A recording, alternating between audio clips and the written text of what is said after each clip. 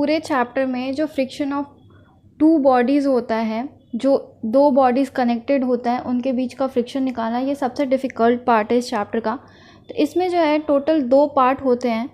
जो पहला पार्ट होता है उसमें ए और बी मान लो 2 ब्लॉक है और हमने ऊपर वाले ब्लॉक पे फोर्स लगाया, और जो दूसरा पार्ट है ये ए और बी है और हमने नीचे वाले ब्लॉक पे फोर्स लगाया है। इनके जो है वो 4 केस बन के आते हैं और इनके भी 4 केस बन के आते हैं, तो टोटल 8 केस हैं। मैं बहुत सिंप्लीफाइड वे में पढ़ाऊँगी, आपको समझ में आ जाएगा, लेकिन इसको आपको रिवाइज़ करते रहना पड़ेगा। तो सबसे पहला हम केस लेते हैं कि ना ए और बी के बीच में फ्रिक्शन है, ना बी और सरफेस के बीच में फ्रिक्शन है, यानी कि नो फ्रिक्शन का केस, कहीं भी कोई फ्रिक्शन नहीं है। तो जब कभी भी कहीं कोई फ्रिक्शन नहीं होता तो जिस पे फोर्स लगता है सिर्फ उसी पे एक्सेलरेशन रहता है और दूसरा जो बॉडी है हमारा रेस्ट पे रहता है। तो यहाँ जो हमारा एक्सेलरेशन ए का होगा वो होगा फोर्स अपॉन मास ऑफ ए, और जो हमारा एक्सेलरेशन बी का होगा वो होगा हमारा 0। और अगर हम इस केस में देखें तो जो हमारा एक्सेलरेशन बी का होगा वो होगा force upon mass of B, but जो हमारा एक्सेलरेशन ए का होगा वो होगा हमारा 0। तो ये हमारा 2 केस कंप्लीट हो गया, ये सबसे इजी वाला केस था। अब जो है हम दूसरा केस पढ़ेंगे। ए और बी के बीच में अगर फ्रिक्शन एग्जिस्ट करता है, यानी कि if F between A and B, लेकिन ये f between a and b, तो इसमें ये भी तो हो सकता है कि जो हमारा f हो वो या तो f लिमिटिंग से बड़ा हो या जो हमारा f लिमिटिंग हो वो f से बड़ा हो। तो ये 2 केस इसमें पढ़ेंगे और 2 केस इसमें पढ़ेंगे। तो सबसे पहले हम पढ़ते हैं जब a और b के बीच में फ्रिक्शन हो और जो हमारा f लिमिटिंग है वो f से ज़्यादा। f लिमिटिंग मतलब क्या, जो तुरंत मूव करवाने के सिचुएशन पे ला दे, इसके जस्ट बाद वो मूव कर जाएगी, और ये F जो है वो हमारा फोर्स है बॉडी पे। जब कभी ऐसा होगा कि हमारा F लिमिटिंग बड़ा हो जाएगा A से, तो कभी भी A इस पे स्लिप नहीं करता है, ये दोनों एक ही एक्सेलरेशन से मूव करते हैं और ऐसा नहीं हो सकता कि ये इस पे स्लिप करके जा रहा हो। तो यानी कि अगर ऐसा होता है तो इसमें हमारा acceleration of A is equal to acceleration of B is equal to force upon mass of A plus mass of B हो जाता है। ये हमारा F लिमिटिंग जब बड़ा होता है F से। सिमिलरली अगर हम इसमें भी देखें कि जब हमारा F लिमिटिंग बड़ा हो जाएगा F से, तो इसमें भी एक्सेलरेशन जो आएगा वो F upon M A plus M B होगा, चाहे वो एक्सेलरेशन A का हो चाहे वो एक्सेलरेशन B का हो। और अच्छा, अगर इन दोनों में आपको स्यूडो फोर्स निकालने बोले तो स्यूडो फोर्स का फॉर्मूला आता है मास इंटू एक्सेलरेशन। तो आपको एक्सेलरेशन निकालने आ गया है, आप उसको निकाल सकते हो कि आप pseudo force mass into acceleration कर दोगे। जो नेक्स्ट थिंग है हमारा कि क्योंकि F लिमिटिंग हमारा बड़ा है तो इसमें जो सिचुएशन जो कंडीशन आएगा वो होगा mu S M G greater than F। ठीक है, तो ये आपको याद रखना है कि आप ये मत कर देना F is greater than mu S M G, यहाँ mu S M G greater than F होगा, ये दोनों ही कंडीशन में ऐसा होगा। और ये M क्या होगा, ये M जो है वो टोटल मास होगा, यानी कि हमारा M A plus M B होगा। तो यहाँ पे हमारा 4 केस कंप्लीट हो गया जब कोई फ्रिक्शन नहीं था और जब फ्रिक्शन था ए और बी के बीच में, बट जो लिमिटिंग फ्रिक्शन है वो फोर्स ऑफ फ्रिक्शन से ज़्यादा है। तो एक बात याद रखना, जब लिमिटिंग फ्रिक्शन ज़्यादा होता है तो ए और बी स्लिप नहीं करता है, दोनों ही कॉमन एक्सेलरेशन से मूव करता है, चाहे ये इस केस की बात हो चाहे ये इस केस की बात हो।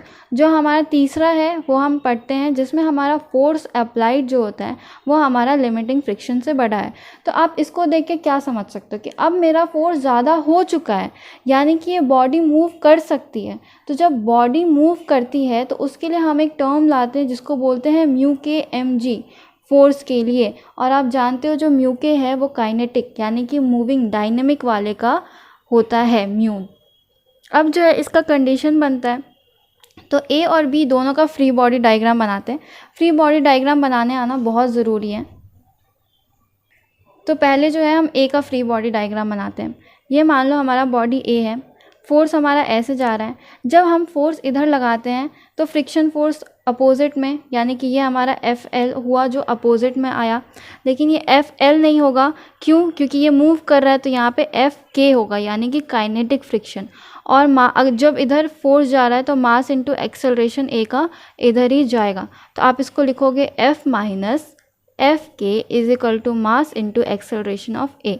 तो यहाँ पे आप एक्सेलरेशन ऑफ ए भी निकाल सकते हो जो भी दिया, और एफ क्या होता है, म्यू के एम जी। तो ये तो आपका बॉडी ए का हो गया। अब बॉडी बी की बात करते हैं। जो हमारा बॉडी बी है, अगर ये हमारा इधर फ्रिक्शन मूव कर रहा है तो बॉडी बी का फ्रिक्शन इधर मूव करेगा, यानी कि हमारा एफ के इधर होगा, क्योंकि फ्रिक्शन फोर्स जो होता है वो अपोजिट डायरेक्शन में लगता है और पैरेलल लगता है, एंटी पैरेलल मतलब दोनों का प्लेन पैरेलल में होता है। तो ये एफ के हो गया, ये बी हो गया, और हमारा मोशन इधर हो रहा है तो mass into acceleration of B. तो यहाँ हमारा जो फॉर्मूला बन के आएगा वो एफ के is equal to M into A B. ये m क्या होगा, ये m जो होगा वो हमारे b का होगा, और ये m जो है वो हमारे a का होगा। नाउ क्योंकि ये एफ के है तो इसका जो, अच्छा मैं अच्छे से लिख देती हूँ, यहाँ म्यू के एम ए जी क्यों लिखा मैंने एफ के का, क्योंकि मूव कौन कर रहा है, ऊपर वाला मूव कर रहा है यहाँ पे, तो इसलिए म्यू के एम ए जी हो गया। अब यहाँ पे जो है हमारा एफ जो होगा, एफ के तो सेम ही होना है, तो यहाँ पे भी म्यू के एम ए जी, लेकिन ये जो मास है वो किसका है, ये बी वाले का मास है। तो आपको ये बात का क्लियर रखना है कि अगर एफ के मूव कर रहा है, ए और बी के बीच में मूव कर रहा है, तो एफ के जो होगा वो म्यू के एम ए ऑफ जी होगा, मतलब एम ए लेंगे हम, मास ए वाले का लेंगे, और एफ के तो सेम होता है, यहाँ पे एफ के आप मास ए वाले का ही रखोगे, बट मास इंटू एक्सेलरेशन तो बॉडी बी का हो रहा है, तो एम ए बी होगा। ठीक है, क्लियर। तो ये हमारा पांचवा केस भी हो गया। अब इसमें देखते हैं जब हमारा एफ होगा ग्रेटर फ्रिक्शनल मतलब एफ लिमिटिंग से, तो सिमिलरली यहाँ पे भी आपको पता चलेगा कि अगर एफ लिमिटिंग बड़ा है यानी कि ये ज़रूर मूव करेगा। जब भी ऐसा होता है तो इसमें भी हम फ्री बॉडी डायग्राम बनाएंगे। ये हमारा ए है, जब ये हमारा ए है और बॉडी बी इधर जो है वो मूव कर रही है, तो सबसे पहले हम बी का बना देते हैं तो आपको ईजिली समझ में आएगा। ये हमारा बॉडी बी है, हमारा फोर्स लग रहा है ऐसे। जब हमारा फोर्स इधर लगेगा तो ये जो हमारा मूव कर रहा होगा ये पीछे एफ के मूव कर रहा होगा, और मास इनटू एक्सेलरेशन जो है एम बी ए बी ये होगा। ठीक है, तो आप जो फॉर्मूला लिखोगे F minus small F K यानी कि frictional force, kinetic frictional force is equal to M B A B. तो यहाँ से आप ए बी निकाल सकते हो। और अगर हम ए का फ्री बॉडी डायग्राम देखें, इधर जो है एफ के ऐसे लग रहा है, तो हमारा इसमें जो एफ के है वो ऐसे लगेगा, और एम ए एक्सेलरेशन ऑफ ए इधर लगेगा। तो आप इसका फॉर्मूला लिख सकते हो एफ के is equal to M A acceleration of A. तो ये दोनों आपका आ गया फॉर्मूला। अब ये जो एफ के होगा वो क्या होगा, ए का होगा या बी का होगा, तो यहाँ जो एफ के होगा वो ए का ही होगा, म्यू के एम ए इंटू जी।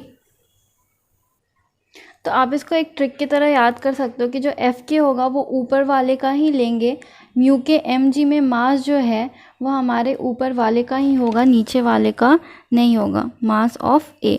तो दोनों में चाहे फोर्स आप ऊपर लगा रहे हो चाहे आप फोर्स नीचे लगा रहे हो, जो आपका एफ के आएगा उसमें जो म्यू के एम जी आता है, तो एम जो होता है वो ऊपर वाले बॉडी का होगा इन दोनों ही केस में। तो यहाँ जो है हमारा 6 कंप्लीट हो गया, 2 जब फ्रिक्शन में नहीं था, 2 जब एफ लिमिटिंग बड़ा था एफ से, और 2 जब एफ हमारा बड़ा था एफ लिमिटिंग से।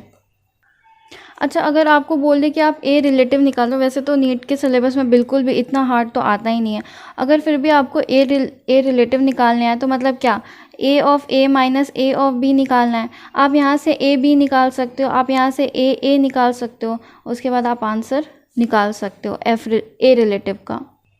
जो चौथा केस बन के आता है, मान लो कि ये ए और बी है और इस फ्लोर और इस बी के बीच में आपका फ्रिक्शन है, तो इधर जो आ रहा था हमारा एफ के आ रहा था, तो इधर जो है वो हमारा एफ एल आएगा। यहाँ पे एल डैश लिख रही हूँ क्योंकि ए और बी के बीच में भी लिमिटिंग फ्रिक्शन वाला था।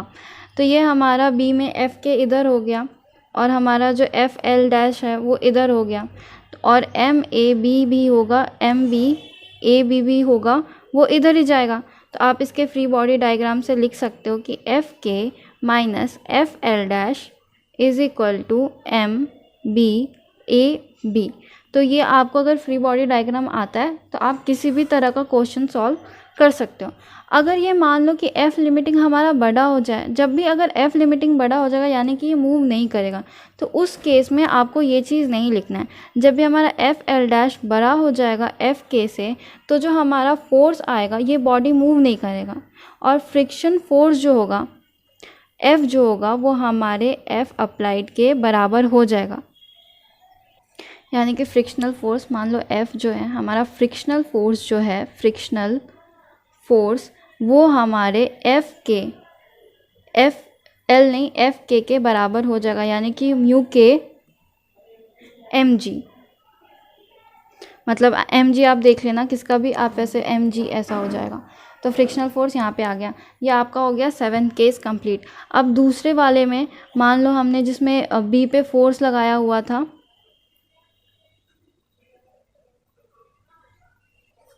हमने बी पे फोर्स लगाया हुआ था, ये वो वाले केस के लिए है। तो अगर मान लो यहाँ पे एफ़ एल है तो ये एफ़ एल डैश लिख दो। तो यहाँ पे जो हमारा एफ़ एल डैश होगा वो म्यू एस एम, मतलब जो एम ए है, प्लस एम बी इंटू जी हो जाएगा। ठीक है, तो ये बहुत ही सिंपल सा हमारा जो लास्ट केस आया था कि जब भी हमारा अगर नीचे वाले बॉडी पे फोर्स लगाया हो और बॉडी और सरफेस के बीच में फ्रिक्शनल फोर्स हो, तो mu S M A plus M B into G, ये याद रखना, यहाँ पे म्यू एस है हमारा।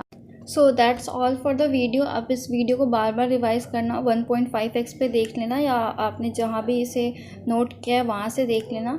Thank you everyone for watching, and if you like my video please like, share and subscribe. Thank you.